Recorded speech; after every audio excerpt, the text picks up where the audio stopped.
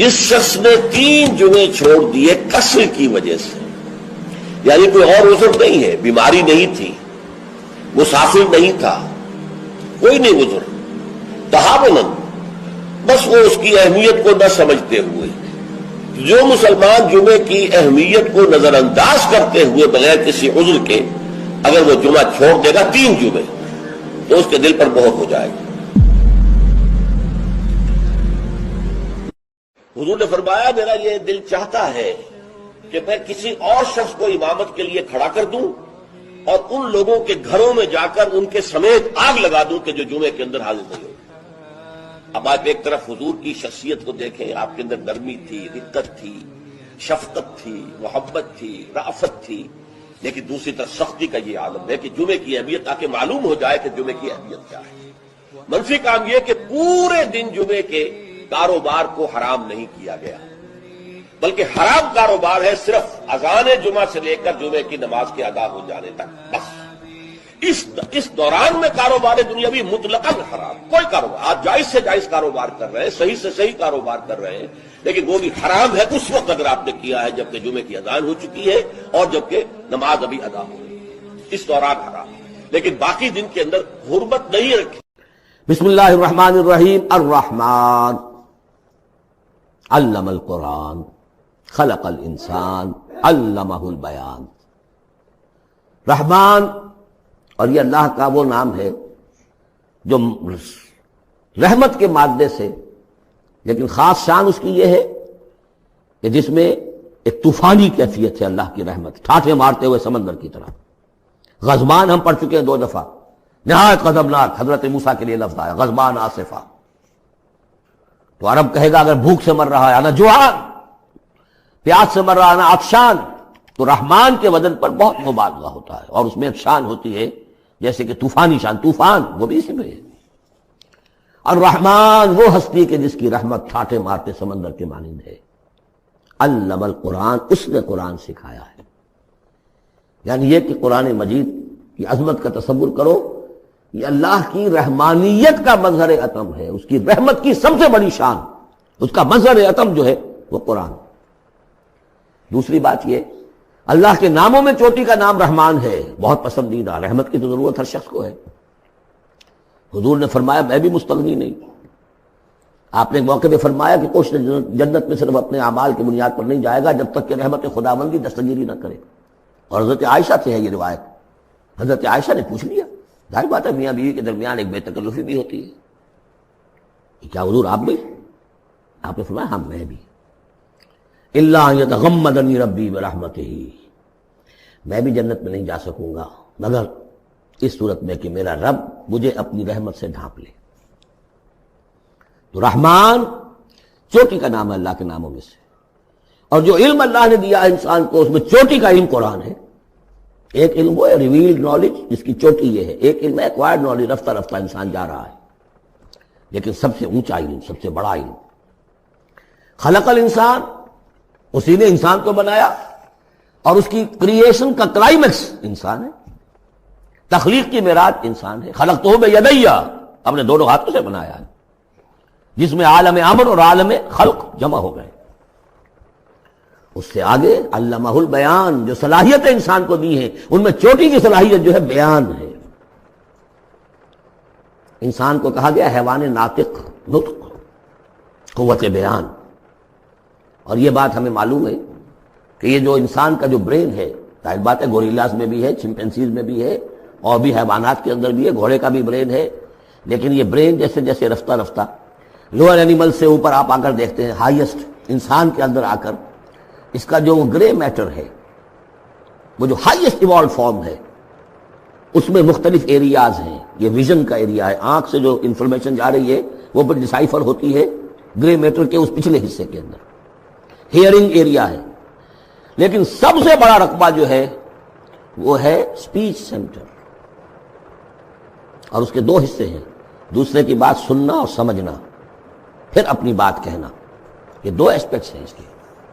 Speech centre, اس میں دونوں چیزیں آ جائیں گی، کلام کا فہم اور پھر کلام کو دوسروں تک پہنچانا۔ تو علمہ البیان، اللہ نے صلاحیتیں تو اور بھی دی انسانوں کو بہت سی، آنکھ بھی دی، کان بھی دیا، لیکن یہ آنکھ اور کان تو حیوانات میں بھی ہے، بلکہ بعض حیوانات کی بصارت ہم سے کہیں زیادہ آگے ہے۔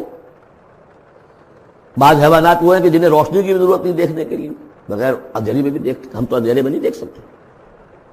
اس طرح کان، گھوڑے کا کان جو ہے اس کے کان کھڑے ہو جاتے ہیں اینٹنا کی طرح سے، اگر کہیں سے آہٹ ہو، جب یہ آپ کے گھوڑ سوار نے کچھ نہیں دیکھا تو نہ سنا ہے، جب ذرا سی آہٹ کہیں کہ گھوڑے نے سن لی۔ اس حوالے سے باقی چیزیں جو ہیں ان میں تو یہ کہ علیحدہ علیحدہ گنا جائے گا تو صلاحیتیں باقی شاید انسان سے بہتر بھی دوسرے حیوانات میں ہیں۔ سونگنے کی صلاحیت کتے میں جتنی ہے ہمارے پاس تو 1/100 بھی نہیں۔ حیوانات میں سونگنے کا ایریا جو ہے وہ بہت بڑا ہوتا ہے برین کے اندر، وہ سونگ کر چیزوں کو اندازہ کرتے ہیں کھانے کی ہے کہ نہیں ہے۔ لیکن انسان کے ہاں آ کر ہائیسٹ لیول آف برین میں یہ اسپیچ سینٹر ہے۔ اب یہ جو 4 آیتوں سے 3 جملے بنے، الرحمن آیت 1 ہو گئی لیکن جملہ تو نہیں بنا۔ الرحمن مبتدا ہے، علم القرآن خبر ہے، جملہ اب بنا، تو جملے 3 ہوئے، الرحمن علم القرآن خلق الانسان علمہ البیان۔ اس کو جو ریشو پروپورشن کا قاعدہ ہوتا تھا نسبت و تناسب کا حساب میں، ارتھمیٹک میں 3 ویلیوز دی گئی ہیں، چوتھی تلاش کرو۔ چوتھی ویلیو اس میں کیا ہے جو مضمر ہے، چھپی ہوئی ہے؟ انسان کو جو بہترین صلاحیت اللہ نے دی ہے قوت بیان، اس کا مصرف بھی ہونا چاہیے بہترین۔ اس کا بہترین مصرف یہ ہے کہ قرآن سمجھو اور سمجھاؤ، قرآن پڑھو اور پڑھاؤ۔ جیسے کہاوت ہے کہ توپ اس لیے نہیں بنتی کہ اسے مکھیاں ماری جائیں، اسی طرح اتنی بڑی صلاحیت جو تمہیں اللہ نے دی ہے، اسی صلاحیت کو وکلاء استعمال کرتے ہوئے جو اچھا آرگو کر سکے اس کی فیس بڑھتی چلی جاتی۔ ڈیماگوگ کوئی لیڈر ہے، بڑی اچھی تقریر کر سکتا ہے، وہ بڑھنے مارنے پر جو ہے مجمع کو آمادہ کر دے گا، لوگوں کو آمادہ کر دے گا، وہ اپنی گردنیں کٹوا دیں گے، لیڈر بن جائے گا۔ تو یہ صلاحیت جو ہے اس لیے نہیں ہے کہ تم دنیا میں لیڈریاں اپنی بناؤ اس کے ذریعے سے۔ اس کا مصرف کیا ہے؟ قرآن سمجھو اور سمجھاؤ۔ یہ ہے بیان، اللہ کا بیان۔ اس بیان کو سمجھنا، پہلے تو اسپیچ سینٹر کا وہ حصہ جو ہے اس کو سمجھے، اور پھر اسپیچ سینٹر کا جو دوسرا جو حصہ ہے وہ اس کو بیان کرے۔ چنانچہ اس کو کھول کر بیان کر دیا محمد رسول اللہ صلی اللہ علیہ وسلم نے۔ حدیث ہے آپ کی جس کے راوی ہیں عثمان ابن عفان۔ دیکھیے نام کے اندر بھی وہ قافیہ مل رہا ہے، الرحمن علم القرآن خلق الانسان علمہ البیان عن عثمان ابن عفان۔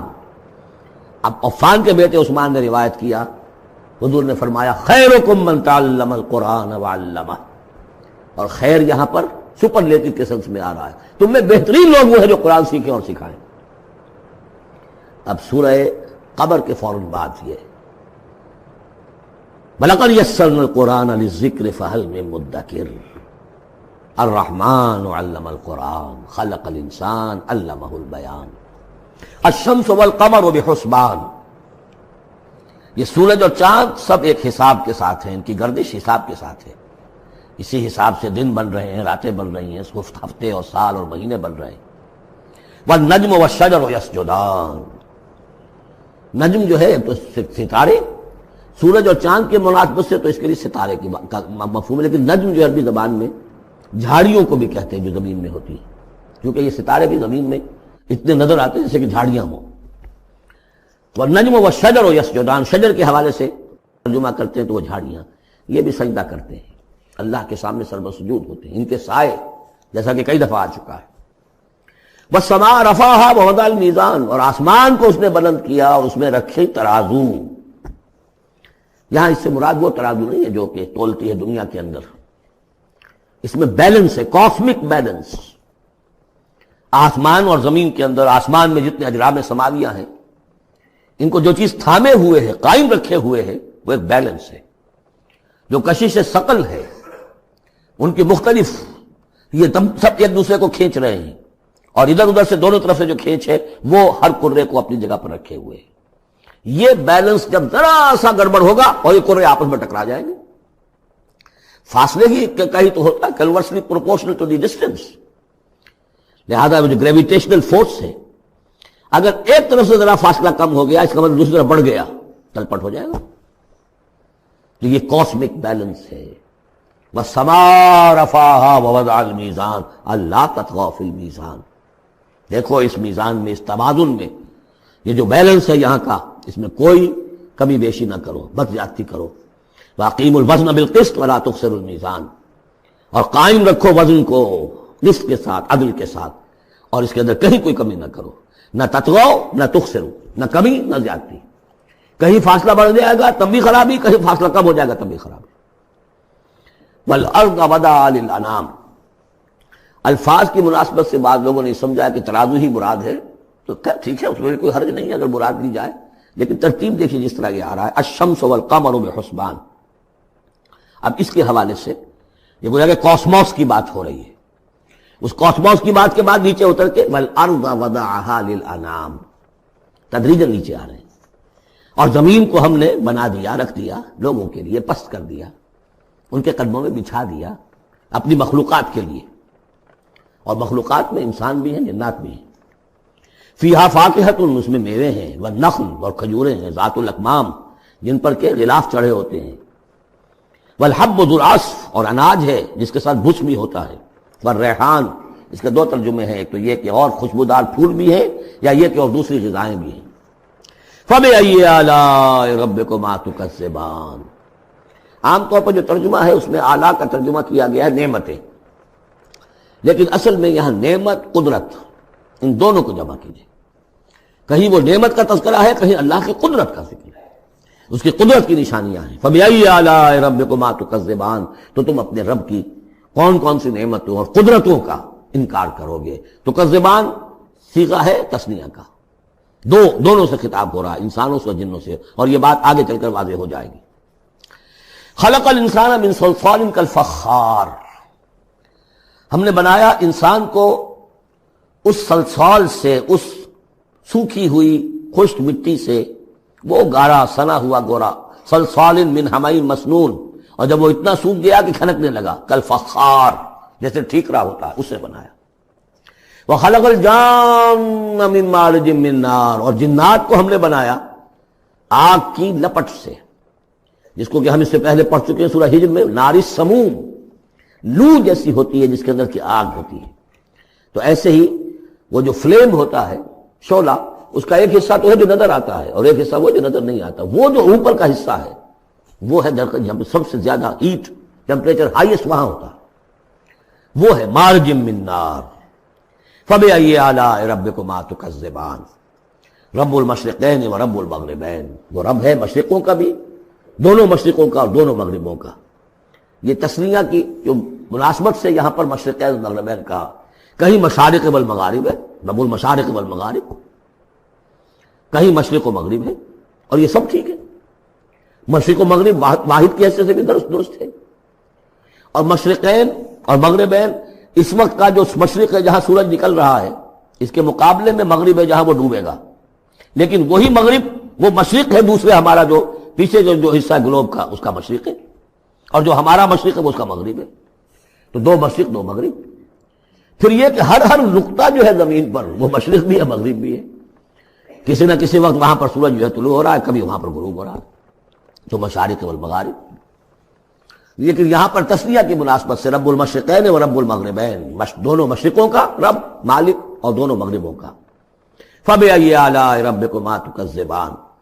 مرج البحرین یلتقیان، اس نے چلا دیے دو دریا جو آپس میں ملے ہوئے بھی ہیں، بینہما برزخ لا یبغیان، لیکن ان کے مابین ایک ایسا پردہ حائل ہے کہ وہ ایک دوسرے میں گھستے نہیں ہیں، داخل نہیں ہوتے، اپنی حد کے اندر رہتے ہیں.